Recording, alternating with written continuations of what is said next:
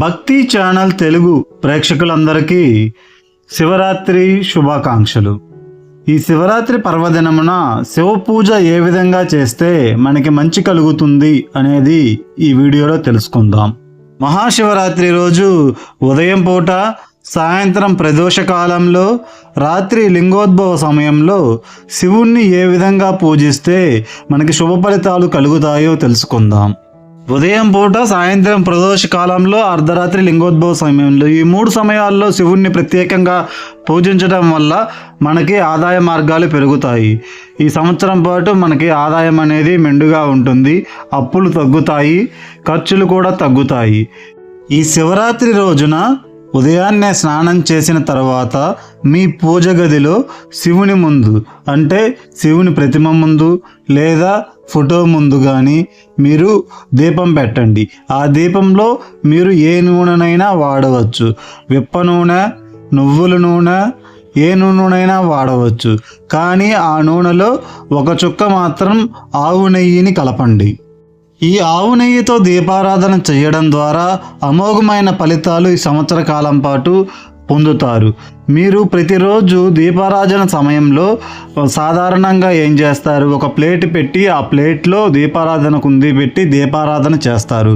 కానీ శివరాత్రి రోజున ఒక మారేడు దళం పెట్టి ఆ మారేడు దళంపై మీరు ఒక ప్లేట్ పెట్టి దానిపైన మీరు కుంది పెట్టి దీపారాధన అనేది చేయాలి. ఆ విధంగా చేయడం ద్వారా శివానుగ్రహం త్వరగా కలుగుతుంది. ఏం చేయాలంటే మారేడు దళం పెట్టి మారేడు దళం పైన ఈ కుంది పెట్టి దీపారాధన చేయడం ద్వారా అనుగ్రహం త్వరగా ప్రాప్తిస్తుంది.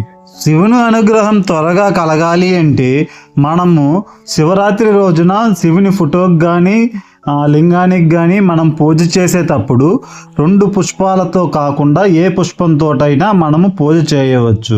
ఆ 2 పుష్పాలు ఏమిటంటే, మొదటిది సంపంగి పువ్వు, రెండవది మొగలి పువ్వు. ఆ 2 పుష్పాలతో కాకుండా శివరాత్రి రోజు ఏ పుష్పాలతోటైనా పూజ చేసుకోండి. అయితే శివునికి ఇష్టమైన పూలు 2 ఉన్నాయి, తుమ్మి పూలు అలాగే మందార పూలు. ఈ ఎర్ర మందార పూలతో పాటు నాగ శివలింగ పుష్పం, సహస్రమణి పువ్వు, ఇవి శివునికి ఇష్టమైన పూలు. ఈ పుష్పాలలో ఏ పుష్పాలు లభించినా వాటితో శివ పూజ చేసుకోండి. అలాగే ఉదయాన్నే శివునికి నైవేద్యం సమర్పించేటప్పుడు నైవేద్యాలు 2 రకాలు ఉంటాయి, పక్వాలు, అపక్వాలు. పక్వాలు అంటే వండినవి, అపక్వాలు అంటే వండనవి. వండిన పదార్థాల్లో పెరుగన్నం అంటే శివునికి చాలా ఇష్టం, దద్దోజనం అంటే చాలా ఇష్టం, అలాగే పాయసం అంటే కూడా చాలా ఇష్టం. ఈ రెండింటిలో ఏదో ఒకటి శివుడికి నైవేద్యం పెట్టండి. అపక్వాల్లో అంటే వండని వాటిలో కొబ్బరికాయ ముక్కలు, అలాగే ఎండు ద్రాక్ష, ఎండు ఖర్జూరం, వీటిలో ఏదో ఒకటి శివునికి నైవేద్యం పెట్టండి. అలాగే ఉదయం శివ పూజ చేసేటప్పుడు ఎర్రని మట్టి ప్రమదల్లో దీపారాధన చేయండి. అలాగే దారిద్ర్య దహన శివస్తోత్రం పఠించడం ద్వారా సంవత్సరం పాటు దారిద్ర్యం అనేది ఉండదు, ధనానికి ఇబ్బంది ఉండదు, ఆదాయ మార్గాలు పెరుగుతాయి. అలాగే శివరాత్రి రోజున తెల్లటి అన్నం ఉంటుంది కదా, తెల్లటి అన్నంతో శివలింగంలాగా తయారు చేసి ఆ అన్నంతో తయారు చేసినటువంటి శివలింగాన్ని పూజా మందిరంలో ఉంచి ఆ పూజా మందిరంలో పెట్టిన అన్నంతో చేసిన శివలింగానికి రకరకాలతో పుష్పాలతో పూజ చేసి తర్వాత ఎక్కడైనా పారే నీళ్ళలో వదిలిపెడితే ధనానికి లోటు ఉండదు.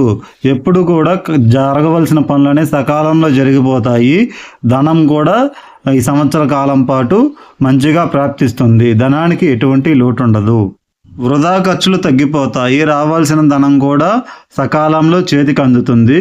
ఇలా ఉదయం పూట శివ పూజ చేసుకోవడం వల్ల ఇటువంటి ఫలితాలు ఇస్తాయి. మీ దగ్గర స్ఫటిక శివలింగం ఉన్నా, రాతి శివలింగం ఉన్నా, ఎటువంటి శివలింగం ఉన్నా సరే సాయంత్రం పూట పంచగవ్య అభిషేకం చేయండి. శివరాత్రి రోజు పంచగవ్య అభిషేకం అనేది అన్ని అభిషేకాల్లో కల్లా ఉత్తమమైన అభిషేకం. అంటే చాలామంది చాలా రకాల పండ్ల రసాలతో, అలాగే విభూతితోటి, చాలా రకాల వీటితోటి అభిషేకం చేస్తుంటారు. చాలా రకాల తీర్థాలతోటి, కొబ్బరి నీళ్ళతోటి అభిషేకం చేస్తుంటారు. ఈ అభిషేకాలన్నిటిలో కల్లా ఉత్తమమైన అభిషేకం పంచగవ్య అభిషేకం. పంచగవ్య అభిషేకం అంటే ఏంటంటే ఆవు పాలు, ఆవు పెరుగు, ఆవు నెయ్యి, గోమయం అంటే ఆవు పేడ, గోమూత్రం, అంటే వీటన్నిటిని కలిపి కానీ విడివిడిగా కానీ అభిషేకం చేయాలి. ఇలా అభిషేకం చేయటాన్ని పంచగవ్య అభిషేకం అంటారు. ప్రాతకాల సమయంలో ఈ పంచగవ్య అభిషేకం చేయండి. అది కూడా స్నానం చేసి చేయండి.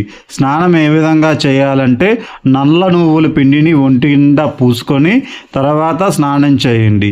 ఈ స్నానం చేసిన తర్వాత ఈ పంచగవ్య అభిషేకం చేయండి. ఇక చివరగా అర్ధరాత్రి అంటే లింగోద్భవ కాలంలో ఈ శివుడికి పూజ చేయాలి. లింగోద్భవ కాలము అంటే 11:30 నుండి 1 గంట వరకు ఈ లింగోద్భవ కాలం ఉంటుంది.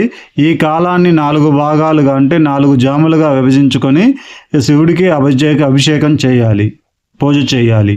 లింగోద్భవ కాలంలో అంటే 11:30 నుండి 1 గంట వరకు ఈ మధ్య 4 భాగాలుగా విభజించిన మొదటి జాములో పూజ చేయాలి. ఈ సమయంలో మొదటి జాములో ఏ విధంగా పూజ చేయాలి అంటే ఆవు పాలతో అభిషేకం చేస్తూ పద్మ పుష్పాలని సమర్పిస్తూ పులగాన్ని నైవేద్యంగా సమర్పించాలి. రెండవ జాములో ఆవు పెరుగుతో అభిషేకం చేస్తూ తులసి దళాలను శివుడికి సమర్పిస్తూ పాయసాన్ని నైవేద్యంగా సమర్పించాలి.